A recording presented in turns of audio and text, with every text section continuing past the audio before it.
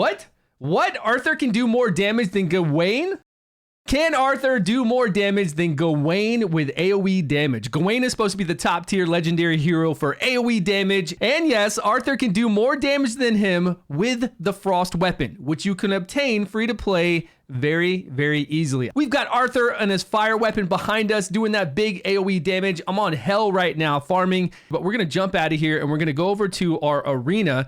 And that's where you get that free-to-play weapon. After we show you where the weapon is, I'm going to show you the numbers. The numbers are insane. Arthur can do so much AoE damage with consecutive AoE damage hits because of the buff that he puts on himself. Same thing with Gawain. Gawain puts an attack buff on himself, and I'm going to show you the difference in the two, and I think you're going to be pretty surprised what Arthur can do because he's a really versatile character. We've got to level him up really high for way late game. You don't have to do it right now, but you're going to want to eventually do it so that you can beat Caliburn in Chapter 10. Really, we don't have to worry about it this moment at all. Once we do want to level him up and put a lot of resources into him, we can, so it's really no rush. It's good to level him up. I think it's really good to level him up, and I think he's an amazing character, so I've already taken mine to rank 6. I think he was like 53 or so.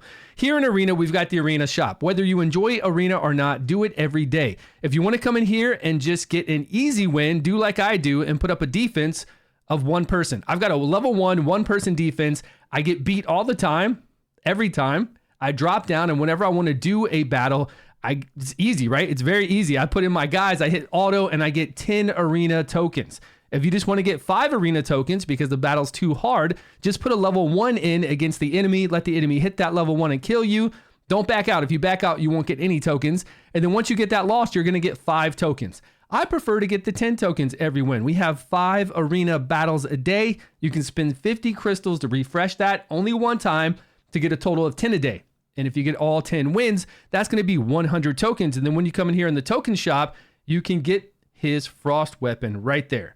200 for 1, daily max of 5. So it's going to take you 2 days to get it. Well, it'll take you a lot longer than that, even for me, to be able to get enough points to get this weapon. Other things to get in this shop too, I wouldn't waste resources on those far right ones, the one you're seeing right now. I would, however, get that Frost weapon if you wanted to, and then later on, we're going to get these memory stones. I know I talk a lot about Ascension, but these memory stones are what they're used for.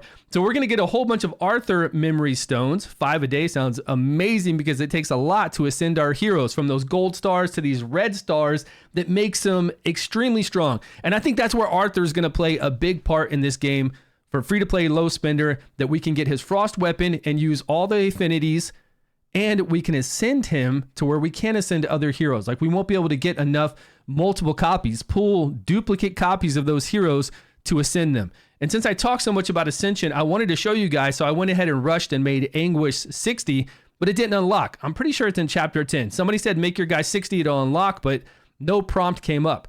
What it would be is turning these gold stars into red stars, 1, 2, 3, 4, 5, 6, which then makes your hero extremely strong, and we'll be able to get that from the arena. So make sure you're always doing arena, and make sure you go over there and get the Frost weapon for Arthur if you want to do some AoE Frost damage. We can do AoE fire damage, but unfortunately he doesn't give himself the buff that he does when he's in Frost mode. We're going to look at Gawain's numbers first so I can give you an idea of what kind of damage Arthur is doing on that weapon. So we're going to come in here with the base Gawain that you pull. We'll do some damage numbers here, and then I'll even take Arthur out in the field and show you the numbers that I'm using right now to farm Hell chapter modes so that I can get some really good gear. 5-star gear. Let's take that off auto so we can see the numbers. All right, I'm going to turn it down to 1x speed. We're going to do his AoE. Now, here's where he gets damage. His first AoE isn't going to hit this hard, but consecutive AoEs, he gets this buff on himself, the attack buff, to make him hit even harder. Here we're doing 2,370 times 2. So that's around 4,800 total. We're going to reset this. But the first hit he does is not that much because he's only got 1 attack buff when he comes in here. So that means he's going to do total damage on the very first hit that you do against somebody of 2,000 each hit. So that's 4,000 total on the first AoE. But then when it comes back around to his turn again and you have enough vigor, you're going to do another AoE, and these attack buffs stack up. But look at his attack buff. Now this is hilarious. His attack buff is 20%, 20%. It'll fall off if you don't do his A3 again. He only gets it for 2 turns, 20% attack. And he's doing that much damage. So keep that in mind. He's roughly doing around 4,800 now with the buff up. Just normal hits, no crits. Now let's go over to Arthur and see what we can do with his frost weapon and the buffs that Arthur puts on himself when he does it. Now Arthur's still good AOE with his fire weapon, especially going up against wind, so we get that additional damage. But we're gonna do his frost one. We're gonna see what kind of damage we get out of this. Now Arthur comes on with a critical strike buff to begin with. 60% additional critical strike, which we can take advantage of once we have high crit rate. So that's another advantage we have over Gawain. Gawain just has that 20% additional attack. 60% additional critical damage is way better, especially if we have enough crit rate to get some crits in there. But we're also going to get a buff when we attack right here. Attack buff up, and we're doing, what was it, 3,000. So we're doing 3,000 damage versus his 4,000 damage, but ours costs 4 vigor, his costs 5 vigor. That's cool. Now we're going to come back around and we're going to do another hit with 2 active buffs on, and it's going to go up to 4,000, almost 4,000. So 4,000 for 4 vigor, and the reason is, where's our 2 buffs up? The reason is we're getting 2 buffs of 40%. He's doing 40% buffs on himself instead of 20%, like Gawain's doing. Let's see if we can see 2 buffs right here. Here, I'm activating the ability. We got the buff up. I'm going to go over here and look. There you can see 2 turns for one, 1 turn for the other. It gives you the buff before you do damage, and then he's going to hit for 4,000. So the most damage we were getting with the 2 buffs on Gawain was 4,800, right? But he takes 5 vigor to do his ability. Now we're getting 4,000 for 4 vigor on the second turn. So it's really strong, amazingly strong.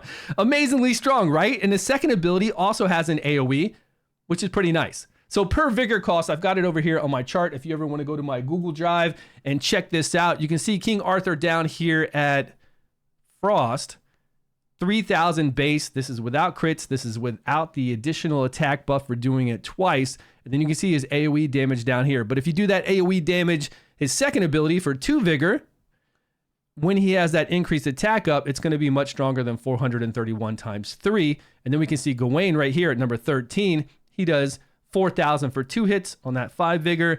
And then he has an AOE here where he's doing 2,400 for 3 vigor.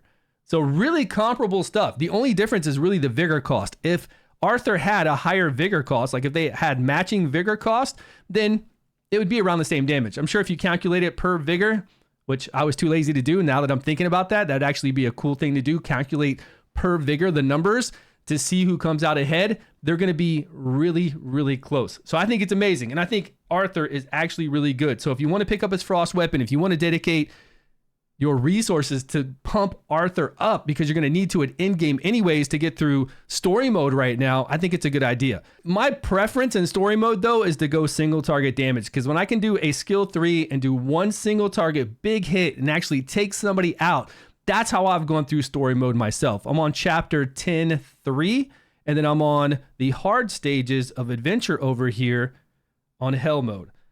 Hell mode, and let's go to the next one. We'll go to this next hell mode. This is actually all fire for chapter 2 here. We're going to go into a brand new battle. We haven't done this yet, and I think we have it set up correctly that Arthur's just going to do his 3rd ability the whole time. Let's see what kind of numbers we get. I think it's pretty sweet, and I'm glad that we can get this weapon as a free-to-play player. You can work toward getting that, and I'm telling you, you guys don't know about Ascension yet, and I don't know where Ascension is in the game right now. There we go. Nice damage. That guy on the left's almost dead. I mean, we must have crit over there.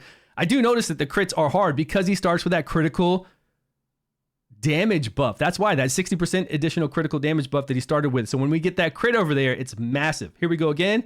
And we're just taking out the waves. I mean, easy, fast farming. And then prior to this, on chapter 1, the one previous to this where I get my HP gear, which I think HP sets are some of the best in the game for progression because you need them on all your heroes, all your support. Really good to go farm over there in hard mode. And then once you can make it to hell mode, farm in hell mode like I'm doing, because it's really hard to do dragon right now. Really hard to do those gear dungeons right now to get high up because you got to level so many other different heroes to do that. But for here, you just got to make it through story mode and push through these chapters.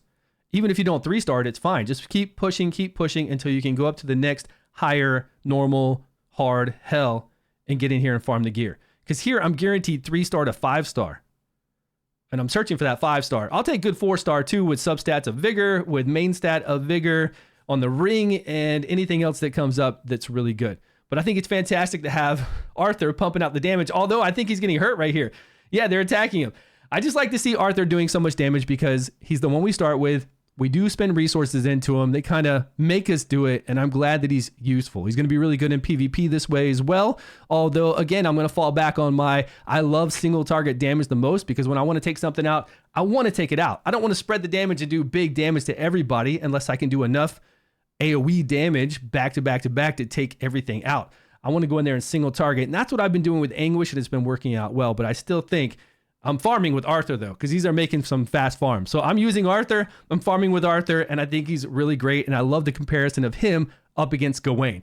You guys let me know your thoughts down below. Thanks so much for watching. I appreciate your time. Subscribe if you haven't, and I will see you all in a video soon.